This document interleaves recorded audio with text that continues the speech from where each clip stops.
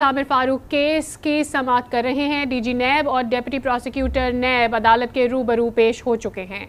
इमरान खान की अहाता अदालत में गिरफ्तारी पर अदालत का नैब से इस्तफसार। इमरान खान की गिरफ्तारी के लिए कब वारंट जारी किए, रेंजर्स को किसने गिरफ्तारी का हुक्म दिया, और इस हवाले से डिप्टी सरदार मुजफ्फर ने कहा, डिप्टी नैब प्रोसिक्यूटर, हम तो वजारत दाखिला से दरख्वास्त की थी, हमें इससे गरज नहीं कि गिरफ्तार क्यों किया। अदालती तहफ़्फ़ुज़ात ये हैं कि अहाता अदालत से गिरफ्तारी क्यों हुई। गिरफ्तारी पर मुज़ाहमत का खदशा हो तो हिफाजती इक़दाम किए जाते हैं। बायोमेट्रिक रूम के दरवाजे और शीशे तोड़े गए, इसका जिम्मेदार कौन था। गिरफ्तारी पर मुज़ाहमत का खदशा हो तो हिफाजती इक़दाम किए जाते हैं। बायोमेट्रिक रूम के दरवाजे और शीशे टूट गए, इस बात का जिम्मेदार कौन है। अदालत ने आज इस्तफसार किया कि हम जानना चाहते हैं इमरान खान की गिरफ्तारी के लिए कब वारंट जारी किए, रेंजर्स को किसने गिरफ्तारी का हुक्म दिया।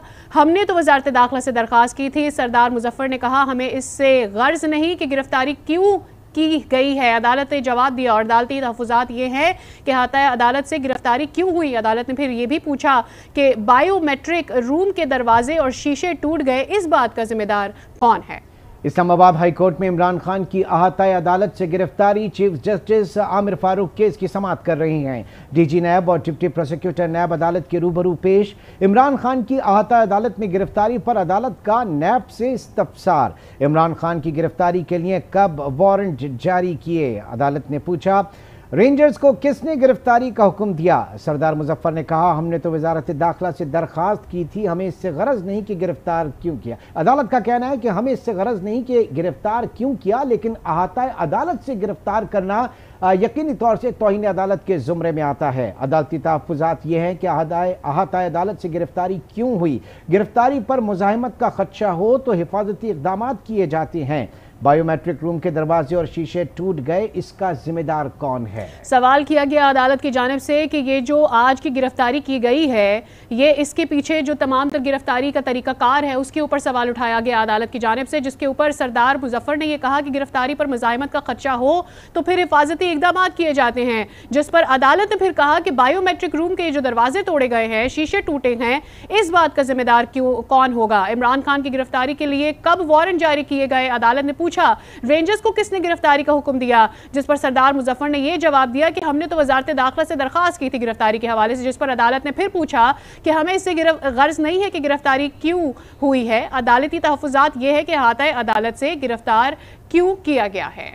ब्यूरो चीफ इस्लामाबाद तारिक चौधरी की तरफ चलेंगे। तारिक चौधरी साहब, इस वक्त समाअत जारी है और इस्लामाबाद हाई कोर्ट में इमरान खान की अहाता अदालत से गिरफ्तारी जो है, ये सबसे अहम पॉइंट है। इस वक्त अदालत का ये कहना है कि हमें गिरफ्तारी से गरज नहीं, लेकिन अहाता अदालत से गिरफ्तारी जो है, ये एक बड़ा मामला है और इस पर डीजी नैब और डिप्टी प्रोसिक्यूटर नैब अदालत के रूबरू इस वक्त पेश हैं।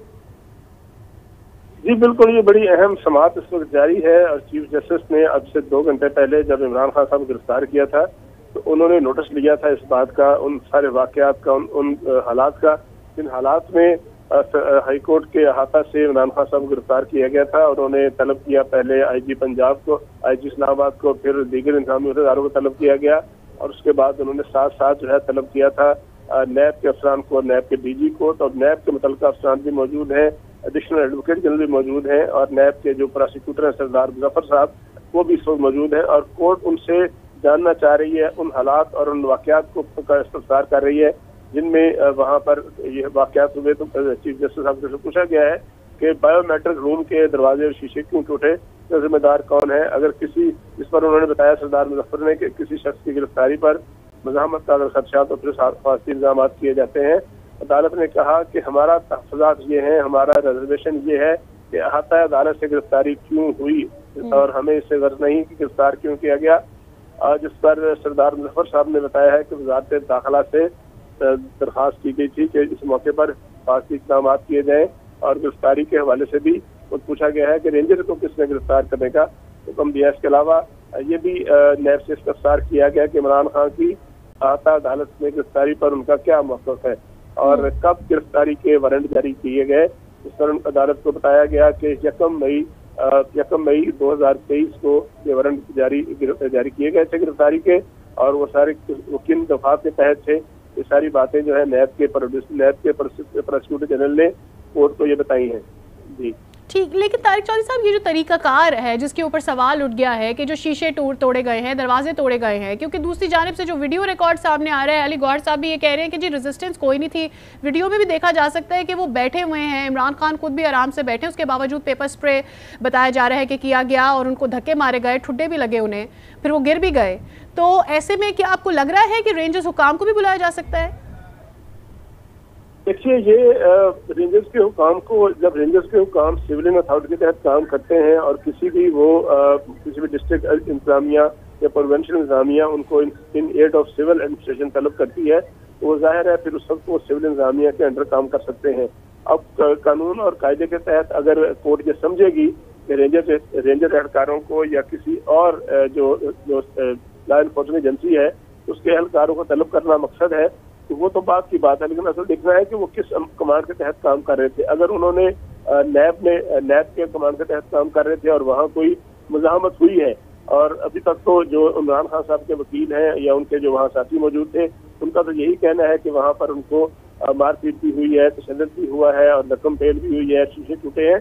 तो कोर्ट यही जानने की कोशिश कर रही है, कोर्ट यही जानेगी और किसी नतीजे पर पहुंचेगी कि अगर वहाँ पर तजावुज़ किया है, किसी ने अपने हदूद से गैर कानूनी काम किया है, गैर आईनी काम किया है, और जो लॉ एनफोर्समेंट एजेंसीज की जो लिमिट्स होती हैं, जो उनके पास SOPs होते हैं किसी को गिरफ्तार करने के हवाले से, तो अगर तो वो लॉफुल हुए तो फिर तो एक और सूरत है, लेकिन अगर वो लॉफुल साबित ना हुए तो फिर यकीनी तौर पर जो है किसी भी लॉ एनफोर्समेंट एजेंसी के एहलकार को तलब किया जा सकता है। लेकिन तलब जो है वो जाहिर है उसके ऊपर जो हायर अथॉरिटी होती है उसको किया जाता है, जिसके अंडर कमांड वो काम कर रहे होते हैं। तो देखना यह है कि आज की जो कोर्ट की इस वक्त प्रोसीडिंग जारी है, उसके इख्तिताम पर ये मामला कहाँ तक जाता है, क्या ये बात क्लियर हो पाती है या नहीं हो पाती, तो यकीनी तौर पर हमें इंतजार करना होगा इस बात का कि कोर्ट के सामने क्या जो है हक़ाइक़ है वो सामने आते हैं।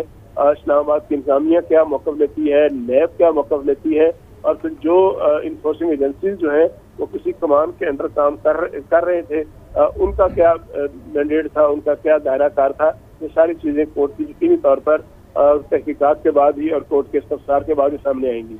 अच्छा चौधरी साहब, एक बात और, उस्मान मुजफ्फर से जब बात हो रही थी उन्होंने कहा कि बाहर जो है वो पुलिस वैन्स भी हैं, प्रिजनर्स वैन भी हैं और वहाँ पर बख्तरबंद भी हैं। ये बताइएगा, क्या अब तक भी ऐसी इत्तलात हैं कि मज़ीद कुछ और गिरफ्तारियाँ भी मुमकिन है, क्योंकि इंतज़ार समात के ख़त्म होने का शायद किया जा रहा है? देखिए, अभी तो जो लोग कोर्ट के अंदर हैं, जो PTI के कुछ लीडरान कराम होंगे, वो तो अभी बाहर नहीं आए। जब तक ये समात खत्म नहीं होगी उस वक्त तक ये नहीं कहा जा सकता कि किसी को गिरफ्तार करना मकसूद है या नहीं है। लेकिन वहाँ यकीनी तौर पर law and order situation control करने के लिए, मामला को देखने के लिए वहाँ पुलिस भी मौजूद है, दीगर जो उनकी रैपिड फोर्स है, एलीट फोर्स है, वो भी मौजूद है, और उसके अलावा प्रिजनर वैन भी मौजूद है। लेकिन ये सारी चीजें उस वक्त तक हम कुछ नहीं कर सकते जब तक लोग बाहर नहीं आते, और अगर कोई उनके सीनियर लोग जो हैं, सीनियर लीडरशिप PTI की मौजूद है और वो अगर मौजूद है तो उसके बाद उनको गिरफ्तार करना मकसूद है। तो ये उस वक्त पता चलेगा जब लोग बाहर आएंगे। अभी तो अंदर जो है लोग मौजूद हैं और ये समाज जारी है, तो फर्दर गिरफ्तारी किसी बड़ी लीडर की हम तक नहीं पहुंची।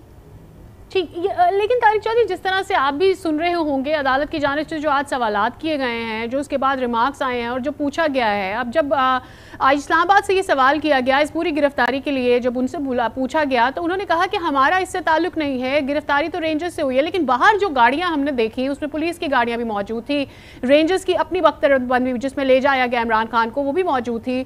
ऐसे में कैसा पॉसिबल है कि कोऑर्डिनेशन ना हुई हो? तारिक चौधरी, आपसे जानना चाहेंगे, आपको आवाज़ आ रही है? तारिक चौधरी से सवाल से हम बात कर रहे हैं आज जी तारिक चौधरी। तारिक चौधरी साहब, जानना ये चाहते हैं कि आज इस्लामाबाद ने ये कहा है कि हमारा इससे ताल्लुक नहीं है जो गिरफ्तारी, लेकिन बाहर हमने गाड़ियां पुलिस की भी देखी, लग तो रहा था कि माहौल ऑलरेडी बन चुका है और वहां पर पुलिस की गाड़ियां भी थी, लेकिन क्या ऐसा मुमकिन है कि कोऑर्डिनेशन ना हुई हो जैसे IG बोल रहे हैं? देखिए, मुझे आपका सवाल समझ नहीं आया। बात यह है कि IG इस्लामाबाद जो है वो बता रहे हैं अपनी पुलिस फोर्स के बारे में कि उनकी पुलिस फोर्स जो है वो वहाँ पर मौजूद थी। जब भी कोई हाई प्रोफाइल इस तरह की पेशी होती है, हमने इमरान खान साहब की सारी पेशियों पे देखा है, वो किसी डिस्ट्रिक्ट कोर्ट में पेश हो, वो इस्लामाबाद हाई कोर्ट में पेश हो, तो वहाँ पर तमाम लॉ एनफोर्समेंट एजेंसियों के जो मुख्तलिफ लेयर्स हैं वो मौजूद होती हैं, पुलिस भी मौजूद होती है, FC के अधिकारों को भी तलब किया जाता है, रेंजर्स के एहलकार भी मौजूद होते हैं, कुछ लोग कुछ जो है वो मुख्तलिफ इलाकों पे मौजूद हैं। किसी फोर्स की जिम्मेदारी हाई कोर्ट के अंदर होती है, किसी बाहर मौजूद होती है। अब अगर वहां पर आईजी साहब ने यह मौक़िफ़ लिया है कि उनके इल्म में नहीं है, तो उनका कहने का गालिबन मकसद ये होगा कि जब गिरफ्तारी हुई है तो उनके अंदर जो फोर्स है, उनके अंदर जो कमान है पुलिस की, उसने गिरफ्तारी नहीं की। अब अंदर जो है वो नैब के लोग जो है अगर वहां पर वारंट के साथ मौजूद हो, तो नैब के पास अपनी पुलिस नहीं होती, नैब के पास अपनी कोई ऐसी फोर्स नहीं होती कि जो को गिरफ्तार करे आके। जब नैब ने इसको गिरफ्तार करना होता है तो पुलिस को या रेंजर्स को या जिस अथॉरिटी को वो मुनासिब समझते होंगे उसी को बताते होंगे। अब अगर नैब ने यह साबित करना है कि उसने किसी फोर्स को लीगली प्रोसेस के मुताबिक, प्रोसीजर के मुताबिक तलब किया है, तो अगर उनके पास इसका कोई सबूत है तो वो डेफिनेटली कोर्ट में पेश करेंगे। और अगर उनके पास ऐसा कोई सबूत ना हुआ, एकदम हाइपोथेटिकल बात कर रहे हैं, तो इसके लिए उनको जवाब देना पड़ेगा। तारिक चौधरी हमारे साथ ही मौजूद रहिएगा, नून लीग रहनुमा।